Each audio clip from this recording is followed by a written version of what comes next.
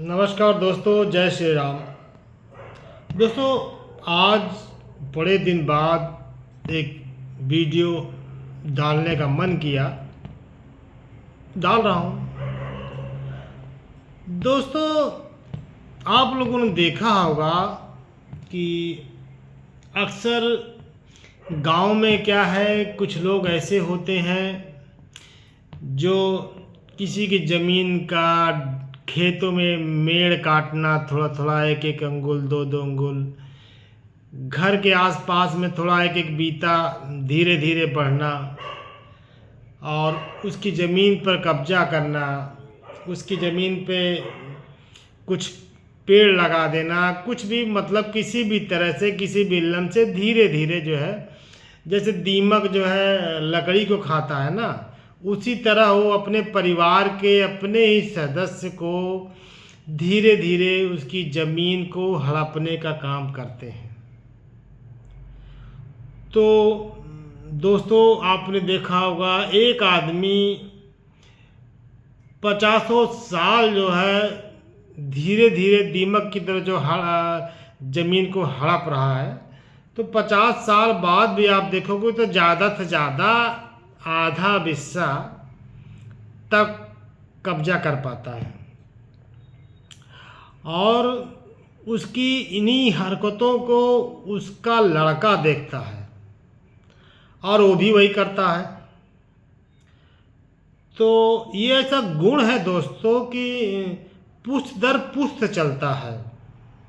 और इस गुण में खास बात ये है कि ये जो है धीरे धीरे आपको कंगाल करता है, आपको बर्बाद करता है, आपकी कई पुश्तें बर्बाद हो जाती हैं। समझ रहे हैं ना मेरी बात? कई पुश्तें बर्बाद हो जाती हैं। 50 साल 60 साल आप किसी का मेड़ काटेंगे तो कितने का, 1-8 लाख रुपए काट लोगे, उससे ज़्यादा नहीं काट पाओगे। आपके दिमाग में बस एक कीड़ा घूमता रहता है कि चला, जब तक कि थोड़ा सा 1-8 इंची घास छोलते हुए, खेतों में पानी लगाते हुए, कैसे भी करके आपको जो है 1-8 अंगुल डेली काटना है। जब तक आप काटोगे नहीं, आपका दिल जो है गवाही नहीं देगा। यही आपकी हरकतें देखकर आपका बेटा, आपका नाती, ये चलता रहता है, ये जीन्स में मतलब उसके समा जाता है ये चीज़ें, और उसकी पुश्तें जो है चलती रहती हैं। और ऐसे आदमी दोस्तों कि जब एक्चुअली जो कहावत है कि भाई इस जन्म में जो कर्म करोगे तो इसी जन्म में आपको फल मिलना है। और फल क्या मिलना है कि यही आप जानते हो कि साला कीड़ा पड़ के मर रहा है, कैंसर हो रहा है, फलाना हो रहा है, ढिकाना हो रहा है। मौत सही तरीके से नहीं आती है, ऐसे लोगों की बड़ी विभत्स मौत होती है। और इसका एक नहीं, हजारों उदाहरण है। तो दोस्तों, मेरा कहने का मतलब ये है कि ऐसा कार्य मत करो कि आपकी पुश्तें धीरे धीरे पूरी की पूरी बर्बाद हो जाए। आप तो बर्बाद हो ही रहे हो। इसमें एक प्लस पॉइंट ये भी है कि जिस आदमी का वो मेड़ काट रहा है, उसका साले का इतना मतलब कि तरक्की करता है, पता नहीं भगवान करता है कि कौन करता है, मेरे समझ के बाहर है कि वो साला लखपति है तो करोड़पति होगा, करोड़पति है तो अरबपति होगा। ये होना ही होना है।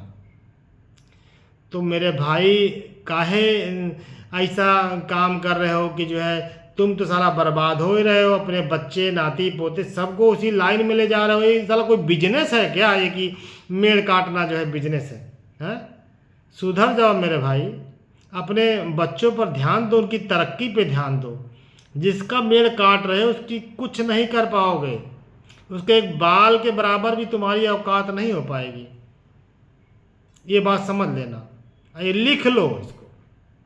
ये प्रकाश पांडे जी बोल रहे हैं, इसको लिख लीजिए, ये अकूट सत्य है। जिसने अपने भाई का, अपने परिवार का हराम का एक अन्न भी उसने खाया, हराम का 1 इंच भी ज़मीन लिया, तो इसी जन्म में उसको भोगना है। ऐसा कोई माई का लाल पैदा नहीं हुआ है कि जो उस चीज़ को बदल सके, होना है। तो मेरी यही गुजारिश है कि जो तुम जो है उस अगले वाले से मांग लो यार कि हमको एक बीता दे दो, वो दे देगा। लेकिन धीरे धीरे घुन जैसे घुन साला खाता है ना, ये कर्म मत करो। जिंदगी में आए हो, भगवान ने मानव तन दिया है, तो कुछ शरीर से थोड़ा मेहनत करके अपने बच्चों के लिए कुछ करो, दूसरे का मत हड़पो। मेरा कहने का सिर्फ इतना मतलब है कि सब प्रभु देख रहा है, प्रभु से कुछ छुपा नहीं है। आप चोरी करके धीरे धीरे काटेंगे तो वो नहीं देख रहा है, वो देख रहा है। फैसला वो देता है, तुम नहीं देते हो। तो फैसला जब वो दे रहा है, सब कुछ वो जान रहा है, सारी माया प्रभु की है, तो काहे को बंदे अपना समय खराब कर रहा है। भाई कर ले कुछ, जीवन के लिए आया है तो कुछ कर ले, अपने नहीं तो अपने बच्चों के लिए कर ले। ये सब गलत काम, अच्छी बात नहीं है।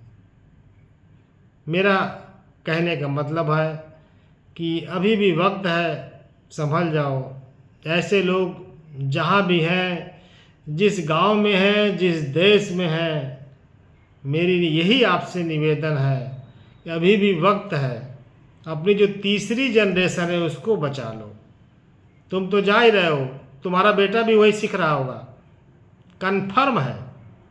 लेकिन जो तीसरा है देखो, वो भी वही सीख रहा है। आप देख लो, इस चीज़ को जाके देख लेना। जो नाती है तुम्हारा, वो भी तुम्हारा ही कर्म पर सीख रहा है। उसको रोक दो। अभी उसको नहीं रोका तो तुम्हारी जो है कई पुश्तें बेटा गई। जय श्री राम।